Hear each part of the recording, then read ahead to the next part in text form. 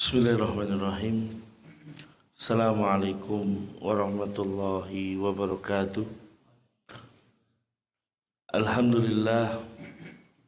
Alhamdulillahi ala ihsanihi wa syukru lahu ala taufiqihi wa amtinanihi. Asyhadu an la ilaha illallah wahdahu la syarika lah wa asyhadu anna Muhammadan abduhu wa rasuluhu sallallahu alaihi wa ala alihi wa ashabihi wa man sara ala nahjihi wa istanna bi sunnatihi ila yaumi liqaihi. Laqad qala jalla wa ala ya ayyuhalladzina amanu taqullaha haqqa tuqatih wa la tamutunna illa wa antum muslimun. يا أيها الناس اتقوا ربكم الذي خلقكم من نفس واحدة وخلق منها زوجها وبث منهما رجالا كثيرا ونساء واتقوا الله الذي تساءلون به والأرحام إن الله كان عليكم رقيبا يا أيها الذين آمنوا اتقوا الله وقولوا قولا سديدا يصلح لكم أعمالكم ويغفر لكم ذنوبكم ومن يطع الله ورسوله فقد فاز فوزا عظيما أما بعد فإن أصدق الحديث كتاب الله وخير الهدى هدى محمد صلى الله عليه وسلم وشر الأمور محدثاتها فإن كل محدثة في الدين بدعة وكل بدعة ضلالة وكل ضلالة في النار. معاشر الإخوة rahimakumullahu jami'an. Kita panjatkan puja dan puji syukur kehadirat Allah Subhanahu wa taala yang telah memberikan banyak sekali nikmat kepada kita semua, wabil khusus nikmat kita bisa hadir di dalam majelis ilmu, dan lebih tinggi lagi kenikmatan iman yang kita rasakan di malam hari ini. Ya, kita berharap semoga Allah Subhanahu wa taala memberikan kepada kita keistiqomahan hingga ajal menjemput kita. Amin Allahumma amin. Kemudian salawat beriring salam senantiasa kita haturkan kepada beliau Rasulullah Muhammad sallallahu alaihi wasallam, juga kepada keluarga beliau, para sahabatnya serta umatnya yang setia mengikuti beliau hingga akhir zaman kelak.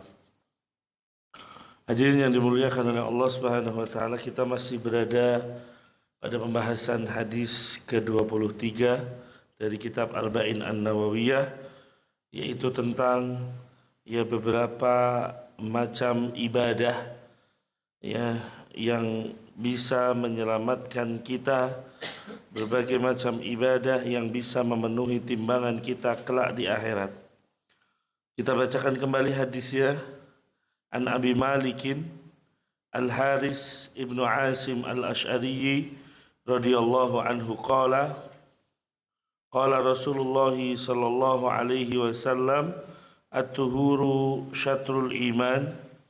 Ya, dari Abu Malik Al-Haris ibnu Asim Al-Ash'ari, semoga Allah meridainya, mengatakan bahwa Rasul sallallahu alaihi wasallam bersabda, yang pertama at-tuhuru syatrul iman, bahwa bersuci itu setengah dari keimanan, dan kita sudah menjelaskan hal ini.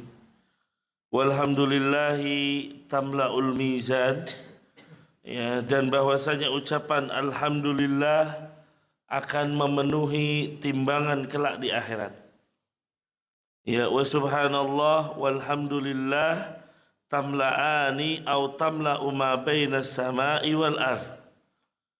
Dan ucapan subhanallah walhamdulillah, keduanya memenuhi langit dan bumi.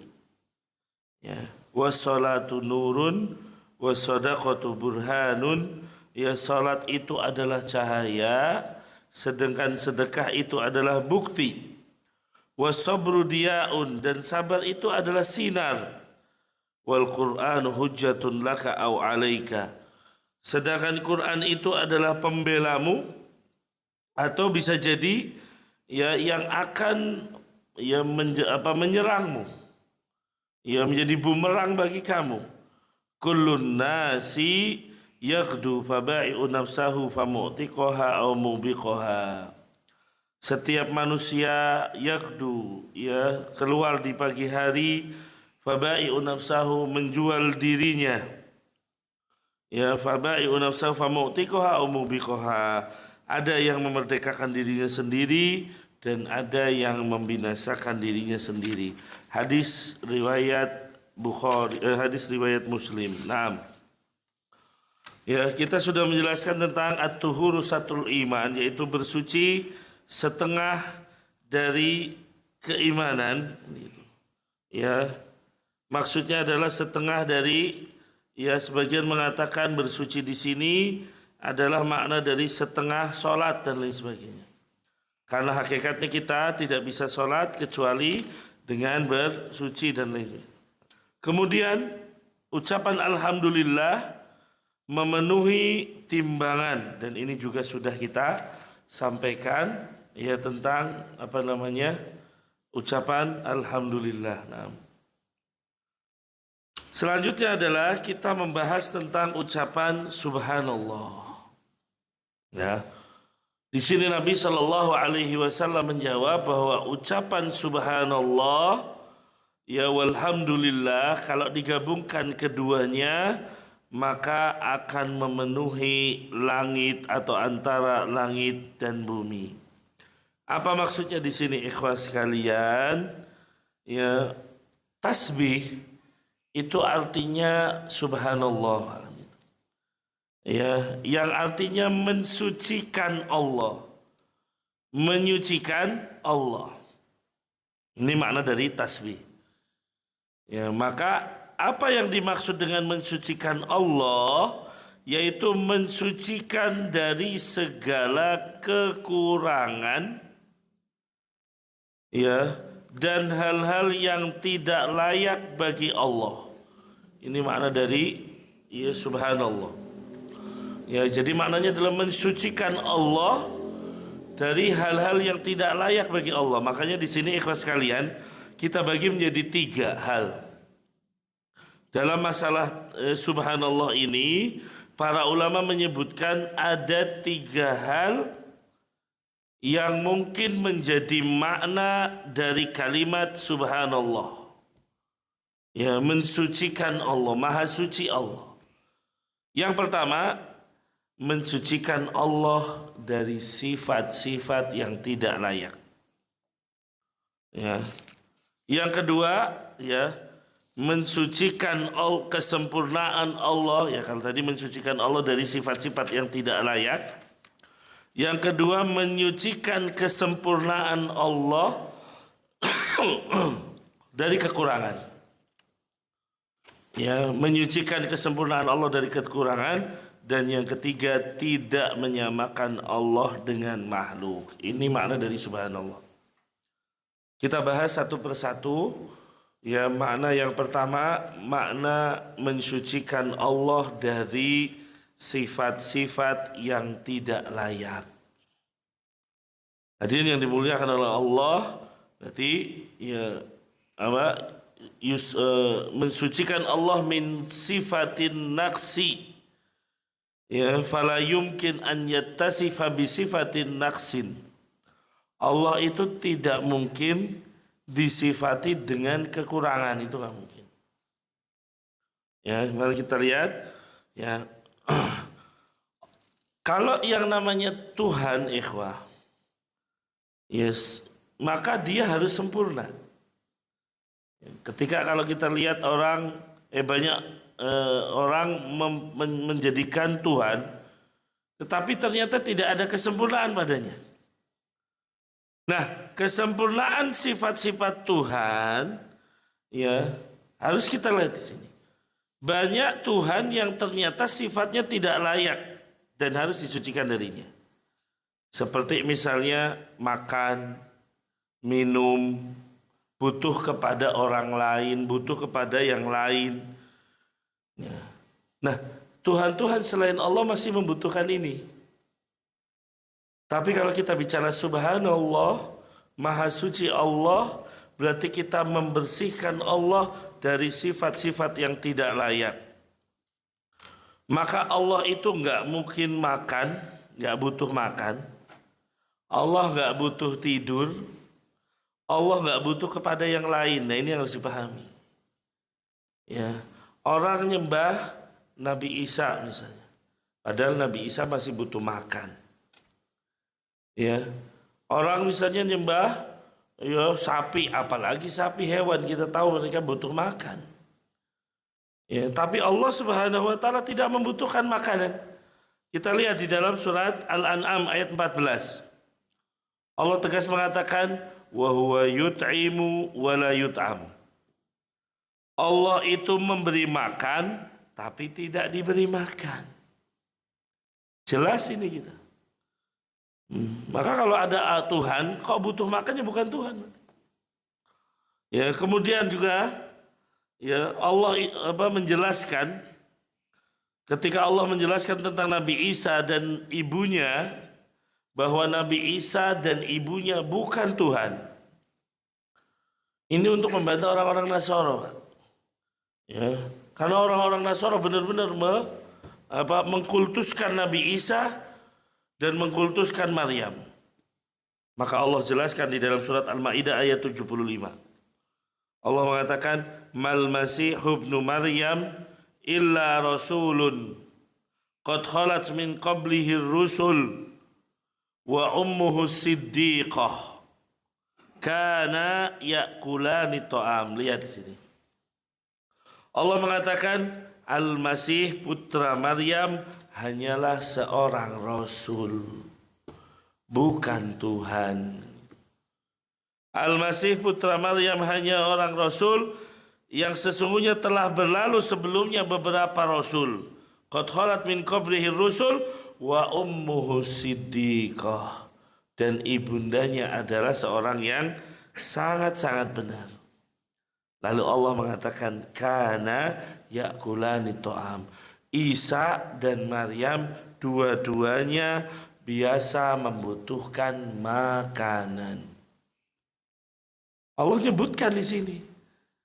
Kenapa Allah harus menyebutkan kedua-duanya ya biasa memakan makanan, kedua-duanya biasa membutuhkan makanan. Loh kenapa? Untuk membantah bahwa Tuhan itu nggak butuh makan.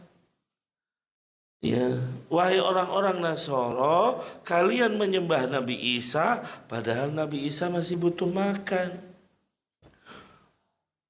Kalian mengkultuskan Maryam, padahal Maryam masih butuh makan. Ya, bahkan kita lihat Maryam ketika sedang mengandung Isa, dalam kondisi akan melahirkan Nabi Isa dan kepayahan yang sangat-sangat, beliau kelaparan. Ya, maka Allah perintahkan kepada Maryam, wa huzzi ilaiki bijid'in nahlati tusakit 'alaika rutaban. Ya.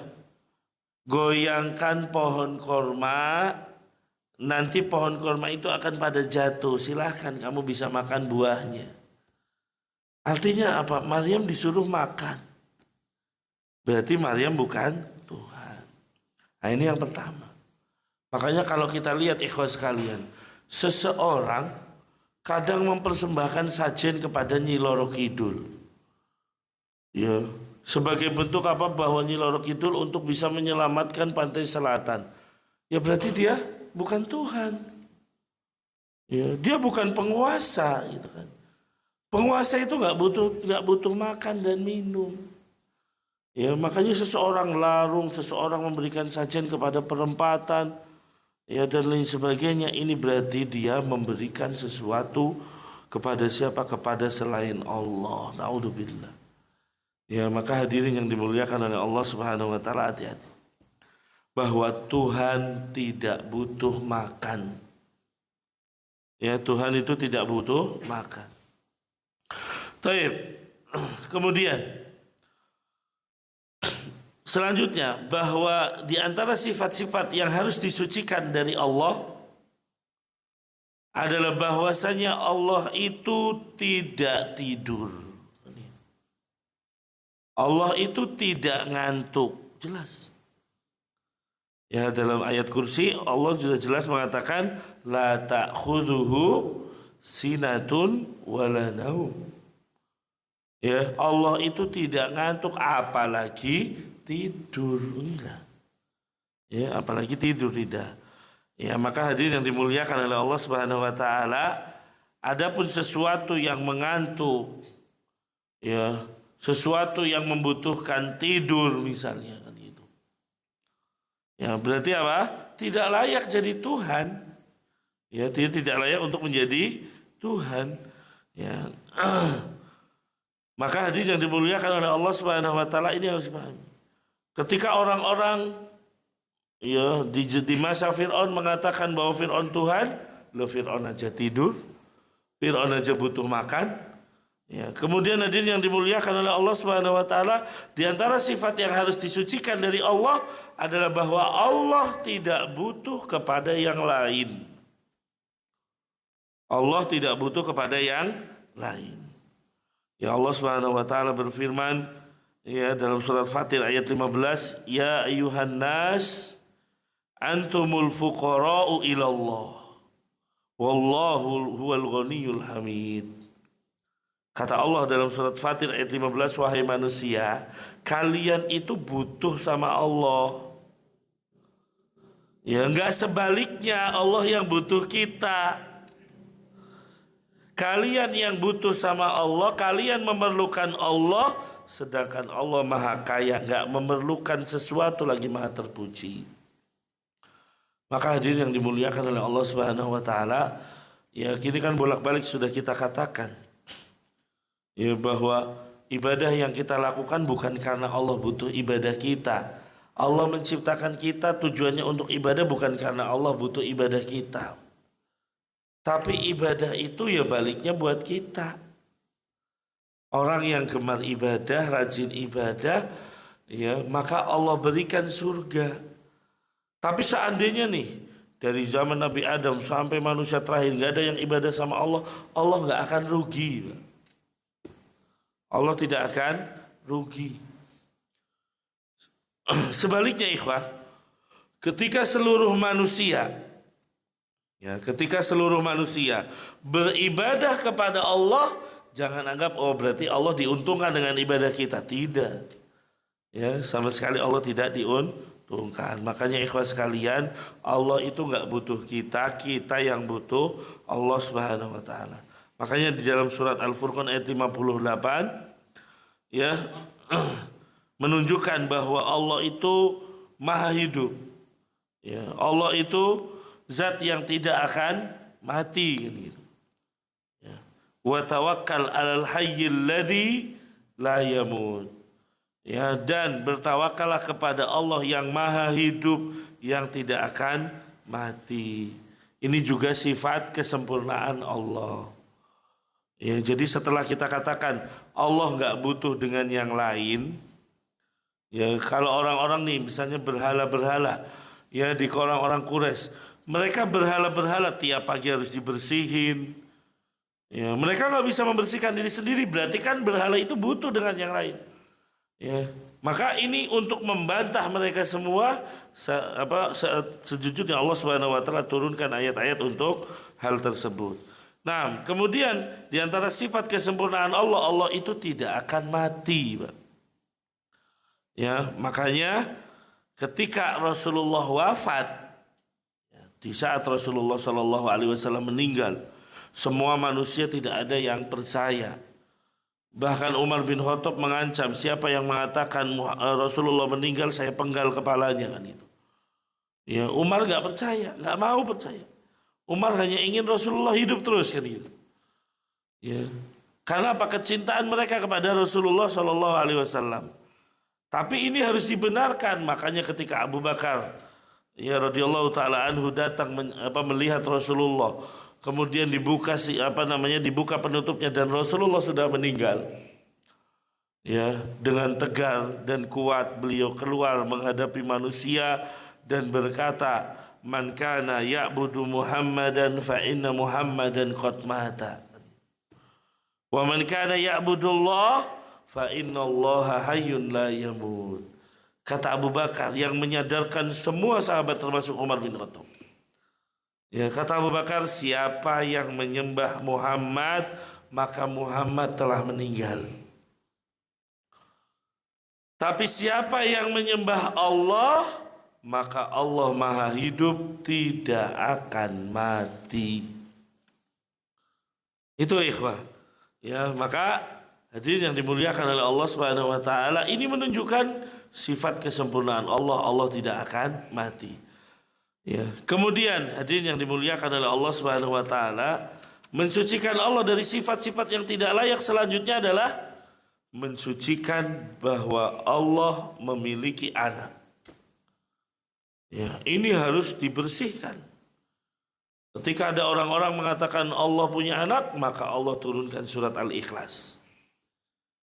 Ya, Allah katakan qul huwallahu ahad, katakanlah Allah itu yang esa, kan gitu.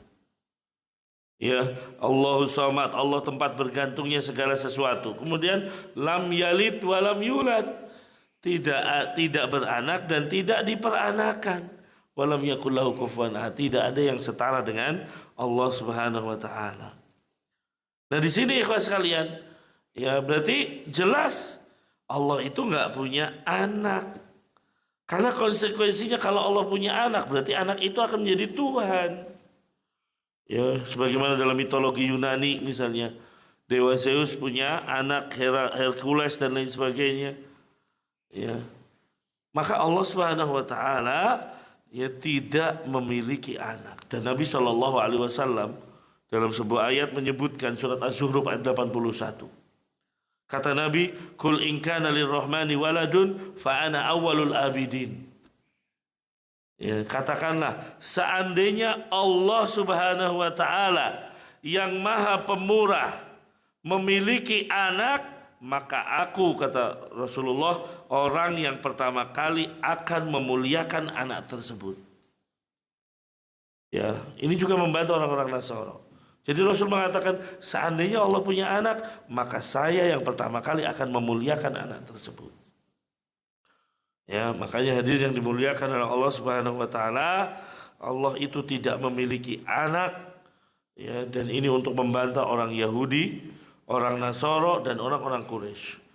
Orang Nasara mengatakan Isa sebagai putra Allah. Ya, orang Yahudi mengatakan bahwa Uzair adalah anaknya Allah. Sedangkan orang-orang Quraisy mengatakan bahwa malaikat adalah putranya Allah. Ya, mohon maaf, malaikat adalah anak-anak perempuannya Allah Subhanahu wa taala. Nah, maka ini dibantah semua oleh Allah Subhanahu wa taala. Itu konsekuensi yang pertama, kalau kita mengucapkan subhanallah, berarti kita mensucikan Allah Subhanahu wa taala dari sifat-sifat yang tidak layak. Seperti Allah punya anak, seperti Allah makan, ya, seperti butuh minum. Ya, harus dihilangkan semua itu. Tuhan itu nggak butuh makan, Tuhan itu nggak butuh minum, Tuhan itu nggak butuh dengan orang lain, Tuhan itu tidak beranak, ya, dan Tuhan itu tidak mati, ya, tidak ada batas waktunya dan lain sebagainya. Ini yang pertama. Kemudian konsekuensi yang kedua dari kita mengucapkan subhanallah adalah kita mensucikan kesempurnaan Allah dari kekurangan. Kalau tadi apa? Mensucikan Allah dari sifat-sifat yang tidak layak bagi Allah. Ya, yang kedua, mensucikan kesempurnaan Allah. Artinya Allah itu sempurna. Ya, jangan sampai kesempurnaan ini ada kekurangannya. Karena Allah Maha sempurna. Nah, kalau ada kekurangannya, kita hilangkan itu. Ya, di antaranya. Dan ini keyakinan orang-orang Yahudi, bahwa Allah Subhanahu wa taala merasa letih. Keyakinan orang Yahudi, Allah itu letih setelah menciptakan langit dan bumi. Allah itu merasa capek ketika sudah menciptakan langit dan bumi, makanya butuh istirahat di hari Sabtu, kan gitu. Ya. Ikhwas sekalian, ya, Allah Subhanahu wa taala tidak pernah merasa letih. Ya. Kenapa Allah menciptakan langit dan bumi hanya dalam waktu 6 masa? Ya, kita katakan 6 hari misalnya. Ya, kan? Dari Ahad, Senin, Selasa, Rabu, Kamis, Jumat. Ya, hari Sabtunya berhenti Allah. Nah, orang-orang Yahudi menganggap Allah itu capek. Na'udzubillah. Ya, maka Allah bantah di dalam surat Qaf ayat 38. Ya, dalam surat Qaf ayat 38 Allah mengatakan walaqad khalaqnas samawati wal arda wama bainahuma fi sittati ayyam wama massana min lugub. Kata Allah Subhanahu wa taala, Allah berfirman, dan sesungguhnya kami menciptakan langit dan bumi dan apa yang ada di antara langit dan bumi dalam 6 hari. Ya. Nah, di sini.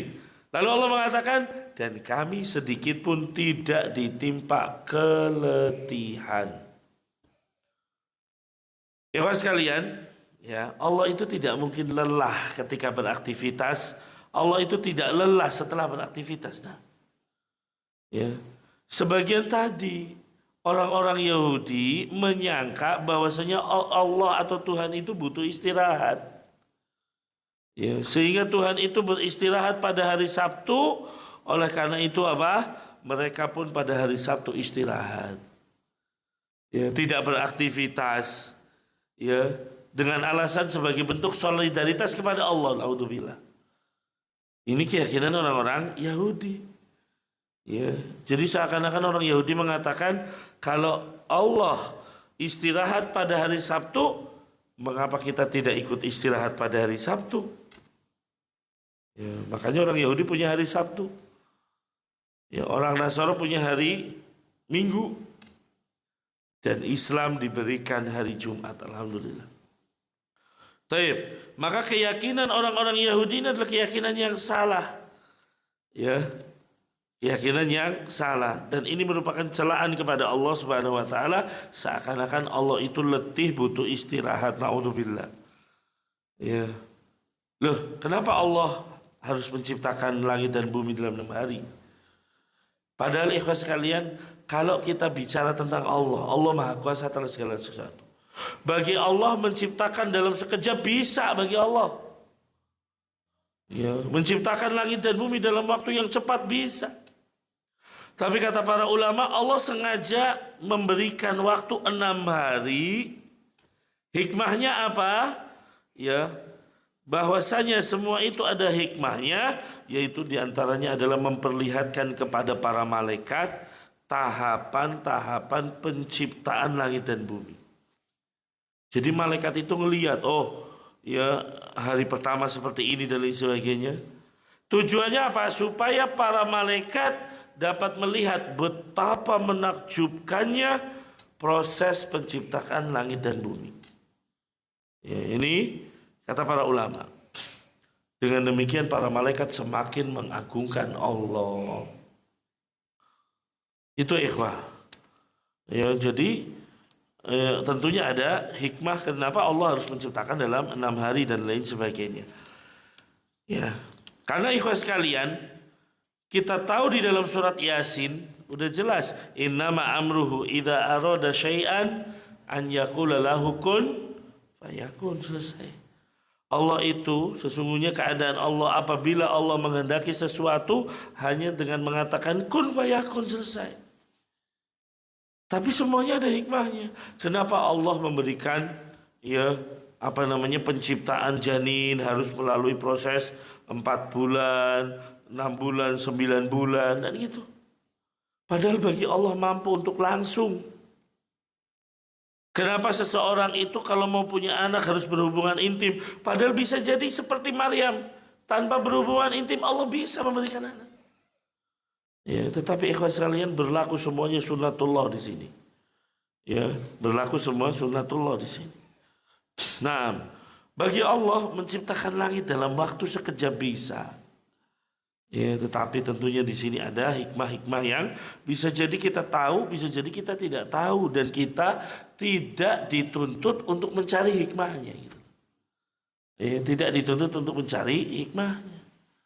Nah, demikian ikhlas sekalian. Yang kedua, jadi mensucikan kesempurnaan Allah dari kekurangan. Allah maha sempurna. Ya, nggak ada Allah itu lelah sebagaimana keyakinan orang-orang Yahudi. Na'udzubillah. Kemudian yang ketiga, ucapan subhanallah artinya tidak menyamakan Allah dengan makhluk. Ini juga perlu dipahami oleh kita semua ikhwah. Ya, jadi jangan sampai menyamakan Allah dengan makhluk. Ya, karena kaedahnya di dalam sifat-sifat Allah adalah surat Asy-Syura ayat 11. Ya, kaedahnya di dalam sifat-sifat Allah apa? Surat Asy-Syura ayat 11. Allah mengatakan laisa kamitslihi syai'un wa huwas samiul basir. Tidak ada sesuatu pun yang serupa dengan Allah dan dialah yang maha mendengar dan maha melihat. Ya, dialah yang maha mendengar. Lihat di sini, tidak ada sesuatu pun yang serupa dengan Allah Subhanahu wa taala. Makanya ikhwan sekalian di sini dikatakan, ya, kalau kita terbetik bahwa ada yang serupa dengan Allah, ini adalah keyakinan yang salah sudah pasti. Ya, karena tidak ada satupun yang serupa dengan Allah Subhanahu wa taala. Ya. Kalau kita lihat sebenarnya, Allah maha mendengar. Manusia juga mendengar. Ya, terus pendengarannya sama dengan Allah? Tidak. Atau Allah sama dengan makhluk? Tidak. Kita mendengar, tapi pendengaran kita terbatas. Hanya yang mungkin yang ya radius berapa meter. Tapi Allah Subhanahu wa taala sempurna di dalam maha mendengarnya. Ya, ini yang harus kita pahami. Penglihatan Allah sempurna. Ya, kalau pendengaran dan penglihatan kita terbatas, maka ikhwan sekalian, kalau kita misalnya membaca di dalam Al-Qur'an ada sifat Allah, jangan kita langsung mikir oh sifat Allah kayaknya kayak gini deh. Ya, setiap pikiran kita tentang sifat Allah yakin itu salah. Kenapa? Allah sudah mengatakan dalam surat Asy-Syura ayat 11, laisa kamitslihi syai'. Tidak ada yang serupa dengan Allah. Selesai. Dan setiap pikiran kita tentang sifat Allah, ketahuilah itu datangnya dari setan. Ya. Ketika Allah mengatakan ya kepada iblis, ya, ma mana'aka an tasjuda lima khalaqtu biyadayya. Wahai iblis, ya, kenapa engkau enggak mau sujud dengan makhluk yang saya ciptakan dengan kedua tangan saya? Langsung, jangan sampai kita berpikir oh tangan Allah dengan sama kayak makhluk. Naudzubillah, tidak. Pasti berbeda. Kalau di otak kita mengatakan oh, ya kayaknya tangan Allah begini-begini, ingat itu datangnya dari setan dan pasti Allah menyelisih hal tersebut. Kenapa? Karena jelas laisa kamitslihi syai'un. Tidak ada yang serupa dengan Allah. Bahkan kalau kita lihat di antara makhluk sendiri, ya seseorang bisa bikin meja ada kakinya, beda antara kaki meja dengan kaki yang membuat, kan itu. Tidak sama.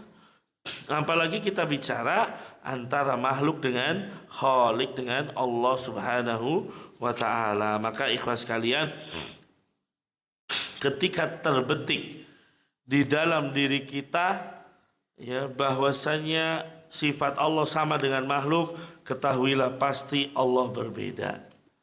Ya, pasti Allah berbeda dan setiap pemikiran itu datangnya adalah dari setan. Kemudian ikhwas sekalian, dalam masalah mensucikan Allah, jadi itu tiga hal ya makna dari maha suci Allah, yaitu mensucikan Allah dari sifat-sifat yang tidak layak, mensucikan Allah dari mensucikan kesempurnaan Allah dari kekurangan, dan yang ketiga tidak menyamakan Allah dengan makhluk. Ada beberapa poin atau beberapa hal yang merupakan kita bentuk mensucikan Allah. Ya, yaitu poin bahwa ada sebagian kelompok di dunia ini yang mereka menyatukan Allah dengan makhluk. Nah, ini ada. Ya, keyakinan ini ya dipelopori oleh orang-orang sufi. Ya, dengan tokohnya adalah Ibnu Arabi dan Al-Hallaj. Ya. Jadi mereka meyakini, ada yang meyakini bahwa Allah menempati makhluk, ada yang meyakini bahwa Allah bersatu dengan makhluk, ya. Dan keyakinan yang lain apa? Wihdatul wujud. Ya, apa wihdatul wujud? Ya itu tadi, bahwa Allah itu ya apa? Menyatu dengan makhluk sehingga bisa jadi makhluk itu adalah Allah. Naudzubillah. Makanya kadang ada keyakinan ana Allah, Allahu ana gitu. Ya, Allah itu saya itu Allah. Nah, ini keyakinan-keyakinan yang harus dibersihkan. Ya, ketika kita mengucapkan subhanallah, maha suci Allah, maka keyakinan seperti ini harus dibuang jauh. Ya, harus dibuang jauh. Ya, maka ikhwas sekalian, ya, mazhab atau keyakinan menyatunya Allah dengan makhluk itu datang dari keyakinan atau dari pemikiran-pemikiran orang-orang Yunani. Ya, maka ini perlu dihilangkan. Ya, oleh karena itu ikhwas sekalian, kadang kita melihat bahwasanya ada thariqah di dalam sufi yang orangnya mungkin sudah sampai derajat hakikat ataupun ma'rifat, kita tidak tahu. Ya, yang itu sudah gugur kewajiban beragama. Tidak ada di dalam Islam gugur kewajiban agama, ikhwan. Ya, sehingga beberapa orang ya keyakinannya apa? Kalau dia tidak perlu sholat. Kenapa? Karena dia sudah menyatu dengan Allah Subhanahu wa taala. Ada orang-orang yang tidak perlu puasa Ramadan. Loh kok bisa? Karena dia sudah menjadi Tuhan. Ya, ini keyakinan yang harus dibuang jauh. Jadi kalau Anda menemukan orang ya bahwasanya Allah itu bisa menyatu dengan makhluk, ini adalah orang sesat. Karena keyakinan yang benar di dalam akidah Islamiyah, Allah dan makhluk ya tidak mungkin bersatu. Karena konsekuensinya ikhwah, kalau Allah bersatu dengan makhluk, tadi konsekuensi hal-hal yang ya sifat-sifat yang kurang dari Allah, yang tidak layak bagi Allah muncul. Ketika Allah bersatu dengan makhluk, berarti Allah butuh makan, Allah butuh tidur, kan gitu. Ya, Allah butuh dengan orang lain. Karena seseorang makan nggak mungkin dia itu melakukan dengan sendiri, bisa jadi dimasakin. Kalaupun dia harus masak sendiri, dia tetap harus membeli bahan-bahannya, kan gitu. Ya, padahal Allah nggak butuh itu semua. Ya, dia butuh dengan makhluk. Dia berarti buang air besar, buang air kecil. Naudzubillah, bagaimana Allah bisa disifati seperti itu, ikhwan? Ya, maka harus berhati-hati. Ya, jangan sampai kita termakan ya pemikiran-pemikiran yang sesat yang akibatnya adalah contoh-contoh yang menjadikan Allah itu tidak layak, memiliki sifat-sifat yang tidak layak. Padahal di awal tadi kita harus bersihkan. Maka keyakinan Allah bersatu dengan makhluk, ya, ini keyakinan yang harus dihilangkan. Itulah konsekuensi ikhwah kita mengucapkan tasbih. Wa subhanallah ya walhamdulillah tamla'ani ma baina sama'i wal ardh. Artinya mensucikan Allah, tasbih di sini adalah mensucikan Allah dari segala kekurangan. Ya, mensucikan Allah dari menyamakan dengan makhluk, mensucikan Allah dari segala bentuk kesyirikan. Ya, karena sesungguhnya segala bentuk kesyirikan adalah lawan dari yang namanya tasbih. Yang lawan dari yang namanya mensucikan Allah. Makanya dalam surat Al-Qasas ayat 68, Subhanallahi wa ta'ala amma yusyrikun. Maha suci Allah dan maha tinggi dari apa yang mereka persekutukan. Ya, itu ikhwah terkait tentang ya ucapan subhanallah. Nah, Nabi mengatakan wa subhanallah walhamdulillah tamla'ani ma baina sama'i wal ardh. Ucapan subhanallah ya ketika digabungkan dengan ucapan alhamdulillah, maka ini menjadi pujian yang sempurna. Subhanallah, alhamdulillah. Kita boleh zikir gitu. Ya, ini memuji Allah namanya. Subhanallah, walhamdulillah, wala ilaha illallah. Jadi kalau kita memuji dengan ucapan subhanallah, walhamdulillah, ini menjadi pujian yang sangat sempurna akan keagungan Allah. Bahkan dikatakan apa di sini? Pahalanya itu memenuhi antara langit dan bumi. Jadi kalau kita ngucapin subhanallah, alhamdulillah, kita akan dapat pahala yang bisa memenuhi langit dan bumi, ikhwas sekalian. Nah, inilah keistimewaan dua ucapan tersebut. Ya, maka ya perbanyaklah zikir dengan ucapan alhamdulillah.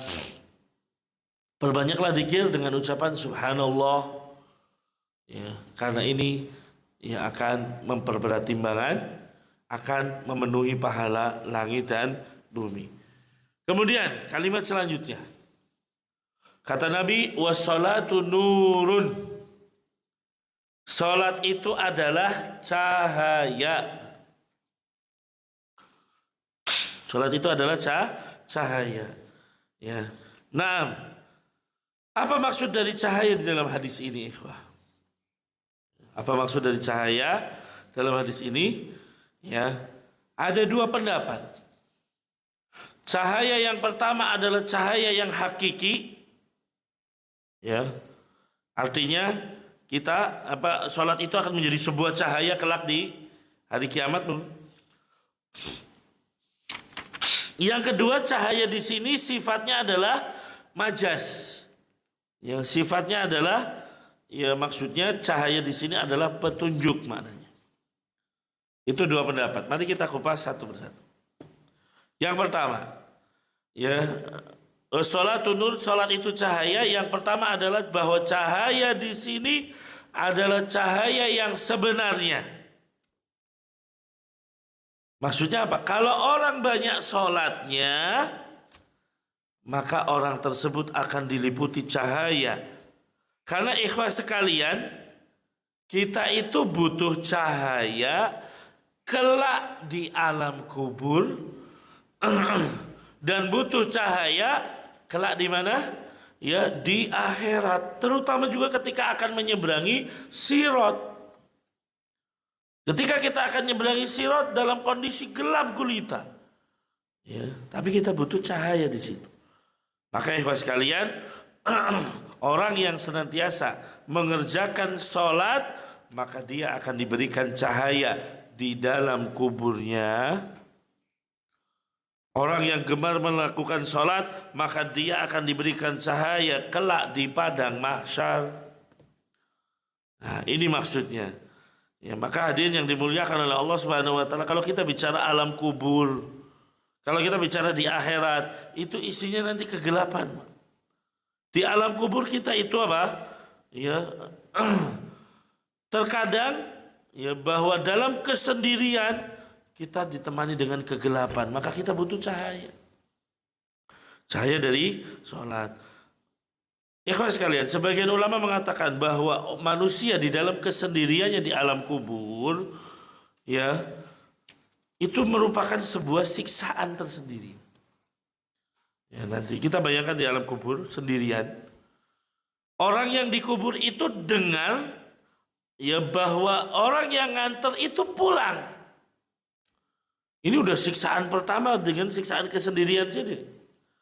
Ya, mereka mendengar langkah kakinya orang-orang yang mengantar, dan ini merupakan kesedihan bagi si mayat karena merasa dirinya ditinggal. Apalagi di sana gelap. Ya, di sana ada kegelapan, dan ini penderitaan yang kedua. Maka ikhwas sekalian, cara untuk menerangkan kuburan kita adalah dengan banyak sholat. Inilah keutamaan sholat, ikhwah. Ya, maka perbanyak sholat. Kalau yang wajib kan memang harus, jangan kita tinggalkan. Tapi untuk memperbanyak, caranya apa? Ya perbanyak sholat-sholat sunnah. Ya, perbanyak amalan-amalan sunnah. Ya, supaya apa? Ya itu tadi, di alam kubur kita menjadi terang. Semakin kita banyak sholat, maka kubur kita semakin terang. Ya, ini sebuah hal yang harus. Semakin kita banyak sholat, maka insya Allah di kuburan kita semakin terang. Karena tadi salat itu cahaya. Kemudian nanti di padang mahsyar, di alam akhirat, kita membutuhkan cahaya utamanya saat nyeberangi sirat. Sirat itu, Pak, di bawahnya neraka jahanam. Kondisinya gelap gulita. Jangan bayangkan sirat itu terang, tidak, gelap gulita. Ya, kita membutuhkan cahaya karena kalau tanpa cahaya kita akan terjatuh ke dalam api neraka. Ya, maka ikhwan sekalian, oleh karena itu Allah menyebutkan di dalam Al-Qur'an bahwa pada hari tersebut, ya, banyak orang yang meminta disempurnakan cahaya bagi mereka. Allah sebutkan di dalam surat At-Tahrim ayat 8. Yauma la yuhzillahu an-nabiyya walladzina amanu ma'ahum walladzina amanu ma'ahu nuruhum yas'a baina aydihim wa biaymanihim yaquluna rabbana atmim lana nurana waghfir lana innaka ala kulli syai'in qadir.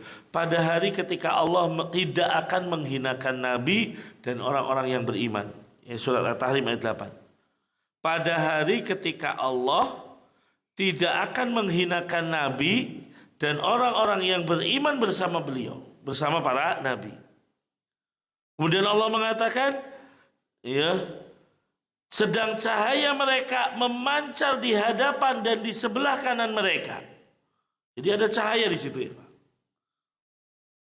Nah, mereka mengatakan apa? Rabbana atmim lana nurana waghfir lana. Wahai Tuhanku, sempurnakan bagi kami cahaya kami dan ampunilah kami.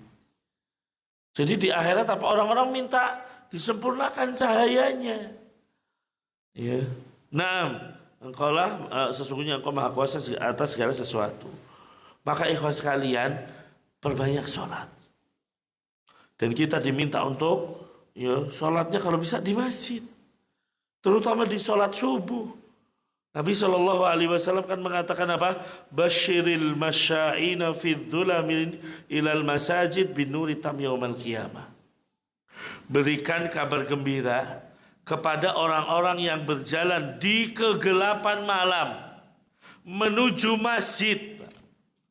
Ya, kegelapan malam menuju masjid, kan nggak mungkin sholat malam. Sholat malam sunahnya di rumah. Ke masjid kapan? Imam Isya dan subuh. Ya, jadikan sholat Isya dan subuh Anda di masjid. Kata Nabi, Allah akan berikan kabar gembira bagi orang-orang yang berjalan di kegelapan malam menuju masjid. Apa kabar gembiranya? Binuri tam yaumal qiyamah. Dengan cahaya yang sempurna, Pak, pada hari kiamat. Ya, ini balasan sesuai amalan. Jenengan gelap-gelap keluar ke masjid untuk sholat Isya, sholat subuh. Allah balas, ya, Allah ganti dengan apa? Nanti di sirat Anda diberi cahaya yang sempurna. Ketika menyeberangi sirat Anda diberi cahaya yang sempurna, masya Allah. Ketika di kuburan Allah berikan cahaya.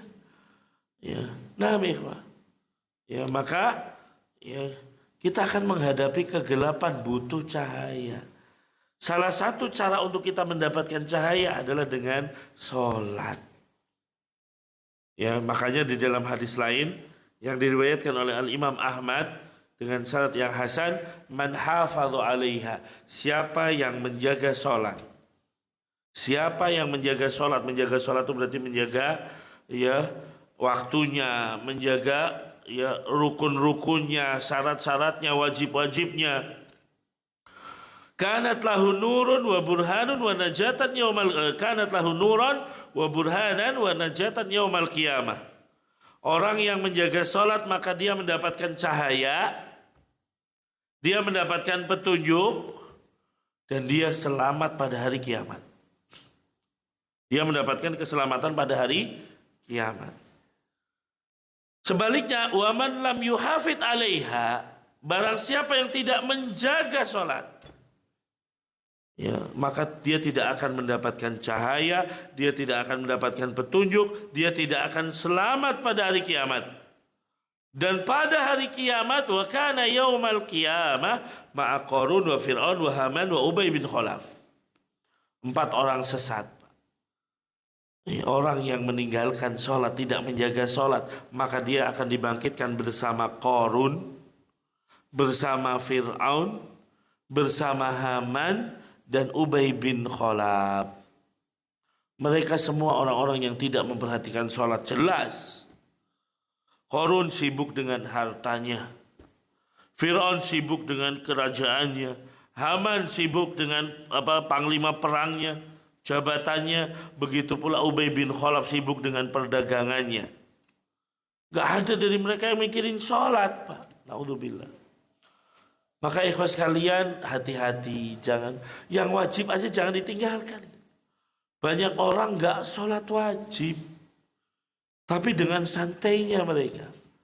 Ya, bagaimana Allah akan memberikan cahaya kelak di hari kiamat. Ya, maka kalau ada saudara kita yang nggak sholat, monggo dinasehati. Ya, bahwa ini adalah sebuah kewajiban. Ya, nantinya Pak tambahkan dengan amalan-amalan yang sunnah supaya ya sholat kita ini akan menjadi sebuah cahaya. Ini makna cahaya yang pertama. Yang kedua, makna cahaya di sini maksudnya kiasan, Pak. Majas, bukan hakiki. Yang dimaksud cahaya di sini adalah petunjuk. Maksudnya apa ikhwas sekalian? Bahwa orang yang sholat itu akan mendapatkan petunjuk atau akan diberi petunjuk oleh Allah Subhanahu wa taala. Ya, makanya kalau kita lihat dalam surat Al-Ankabut ayat 45 kan jelas. Allah mengatakan inna sholata tanha anil fahsya'i wal munkar. Salat itu mencegah dari perbuatan keji dan mungkar. Ya, tentunya ikhwas sekalian, ya, ada ya 2 maksud di sini bisa jadi. Ya.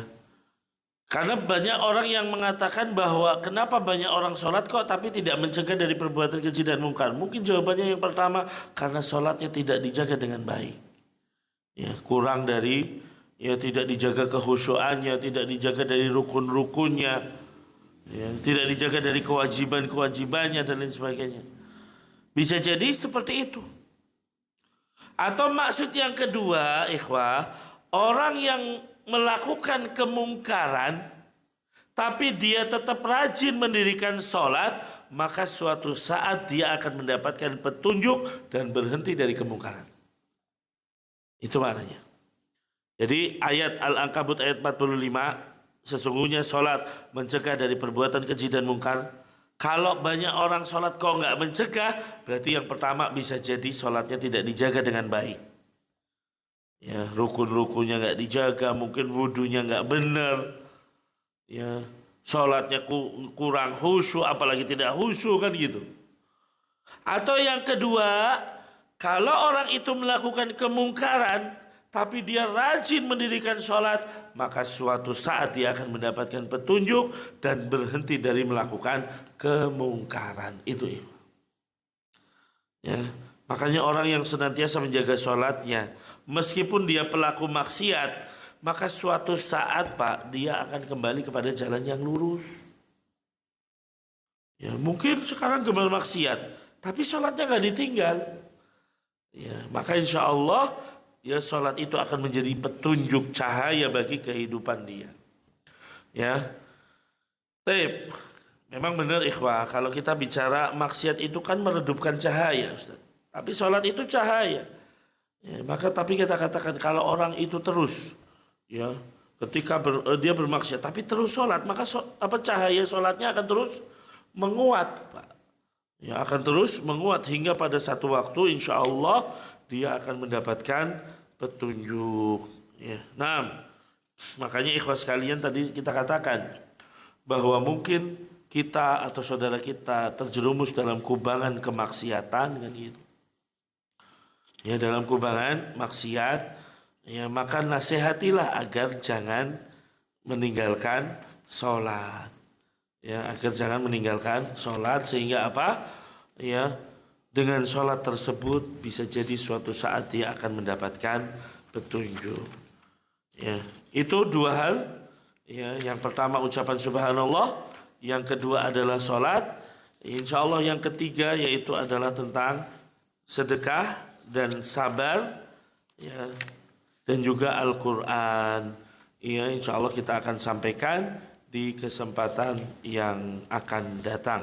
Ya, ini saja dulu kesimpulannya, bahwa ucapan subhanallah harus mensucikan Allah dari segala kekurangan.